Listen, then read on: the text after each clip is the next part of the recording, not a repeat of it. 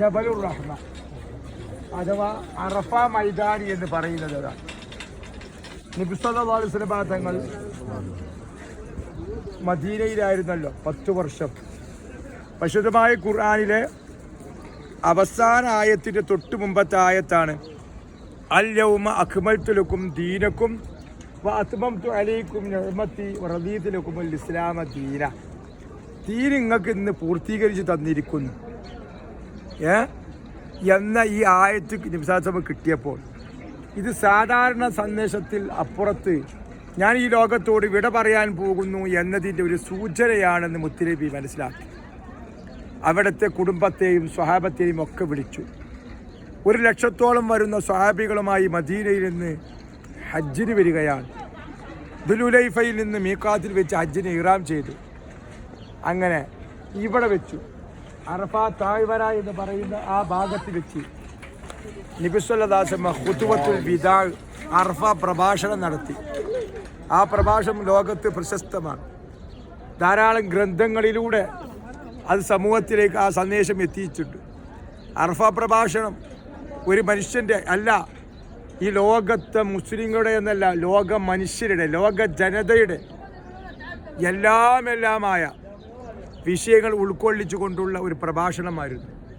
അറഫ പ്രഭാഷണം എന്ന ഗ്രന്ഥങ്ങൾ, CD-കൾ, വീഡിയോസുകളൊക്കെ നിങ്ങൾ പലപ്പോഴായി കേട്ടിരിക്കും. തുടക്കം തന്നെ മുത്തുനബി പറഞ്ഞത്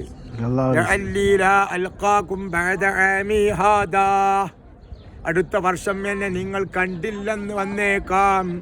തറക്തു ഫീക്കും അംറൈൻ, 2 കാര്യം ഞാൻ വിട്ടേച്ചു പോകുന്നു. ഒന്ന് അള്ളാഹുവിൻ്റെ ഖുർആന, മറ്റൊന്ന് എൻ്റെ ചര്യയാണ്. അണപ്പല്ല് കൊണ്ട് നിങ്ങൾ മുറുകെ പിടിക്കണം.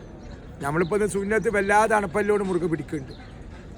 അതുകൊണ്ട് എന്ത് ത്യാഗം സഹിച്ചും എന്ത് പ്രയാസം സഹിച്ചും ആ സുന്നത്തുകൾ നിങ്ങൾ മുറുകെ പിടിക്കണം എന്ന് മുത്തുനബിയുടെ നിർദ്ദേശമാണ്. ഖിയാമത്ത് നാൾ വരെ ജീവിക്കുന്ന മുഴുവൻ ജനങ്ങൾക്കും എല്ലാ ഹിദായത്തിൻ്റെയും സന്മാർഗത്തിൻ്റെയും വഴി പ്രഖ്യാപിച്ചുകൊണ്ടാണ് മുത്തുനബി ലോകത്തോട് വിട പറഞ്ഞത്. അതിന് സാക്ഷ്യം വഹിച്ച ഈ സ്ഥലം അതാണ് അറഫ. ഇവിടെ വന്ന ഒരാൾ ദുആ ചെയ്യേണ്ടത് എന്താണ്? നമ്മൾക്കിപ്പോൾ ഉംറക്കാർക്ക് ഔദ്യോഗികമായി ഇവിടെ വരാൻ പാടില്ല എന്നല്ല, വരേണ്ട ആവശ്യമില്ല. അതുകൊണ്ട് ഹജ്ജിന് ഇഹ്റാം ചെയ്ത് വരാനുള്ള തൗഫീഖിനായി ദുആ ചെയ്യണമെന്നാണ് ഇസ്ലാം നമ്മോട് പഠിപ്പിച്ചിട്ടുള്ളത്. അല്ലാഹു സുബ്ഹാനഹു വ തആല ചെയ്യാത്തവർക്ക് അതിവിദൂരമല്ലാത്ത ഭാവിയിൽ ഹജ്ജിന് ഇഹ്റാം ചെയ്യാനുള്ള തൗഫീഖ് ഈ സന്ദർശനം കൊണ്ട് റബ്ബ് നമുക്ക് നൽകി അനുഗ്രഹിക്കട്ടെ. ഇത് ചെയ്തവർക്ക് ഇനിയും ധാരാളം തവണ വരാനുള്ള തൗഫീഖ് അള്ളാഹു നൽകട്ടെ.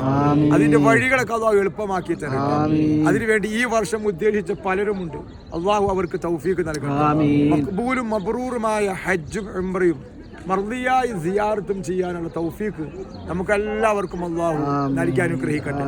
നമ്മുടെ ആവശ്യങ്ങളൊക്കെ അള്ളാഹു പൂർത്തീകരിക്കട്ടെ. ഉദ്ദേശങ്ങളൊക്കെ അള്ളാഹു നിറവേറ്റി തരട്ടെ. മാനസികവും ശാരീരികവും സാമ്പത്തികവുമായ എല്ലാ പ്രയാസങ്ങളിൽ നിന്ന്, പ്രതിസന്ധികളിൽ നിന്ന് അള്ളാഹു നമുക്ക് മോചനം നൽകട്ടെ. നമ്മുടെ എല്ലാ സംരംഭങ്ങളിലും അള്ളാഹു ഖൈറും ബർക്കത്തും മക്കളെ അള്ളാഹു സന്മാർഗത്തിലാക്കട്ടെ. മക്കളെ കൊണ്ട് വിഷമിക്കുന്ന സാഹചര്യത്തെ തൊട്ട് റബ്ബ് കാത്തി രക്ഷിക്കട്ടെ. മക്കളില്ലാത്തവർക്ക് അള്ളാഹു മക്കളെ നൽകട്ടെ. സ്വാലിഹീങ്ങളായ മക്കളെ നൽകട്ടെ. ആൺകുട്ടി ഇല്ലാത്തവർക്ക് ആൺകുട്ടികളെയും പെൺകുട്ടികളില്ലാത്ത പെൺകുട്ടികളും അള്ളാഹു നൽകട്ടെ. പ്രായമെത്തിയ ചെറുപ്പക്കാർക്ക് അനുയോജ്യരായ ഇണകളെ നൽകി അള്ളാഹു അനുഗ്രഹിക്കട്ടെ. ഗർഭിണികൾക്ക് സുഖപ്രസവം നൽകട്ടെ. നമ്മുടെ രാജ്യത്ത് നമുക്ക് അനുകൂലമായ ഭരണം നൽകി അള്ളാഹു അനുഗ്രഹിക്കട്ടെ. ഭരണകർത്താക്കൾക്ക് മുസ്ലിങ്ങൾക്ക് നല്ലൊരു കിർഫട്ട് കൊടുക്കട്ടെ. ഇല്ലെങ്കിൽ അവിടെ ശത്രുതയിൽ നിന്ന് മുസ്ലിം ഉമ്മത്തിനെ അള്ളാഹു കാത്തി രക്ഷിക്കട്ടെ. ആമീൻ യാ റബ്ബൽ ആലമീൻ. ഇനി കുറച്ച് അവിടെ പോയാൽ വേറൊരു സംഭവം കാണാനുണ്ടാവും. ഇനി നമ്മൾ നേരെ പോയി നല്ല ചൂടാണ്. അടുത്ത് ചെയ്യാറുള്ള സ്ഥലത്തേക്ക്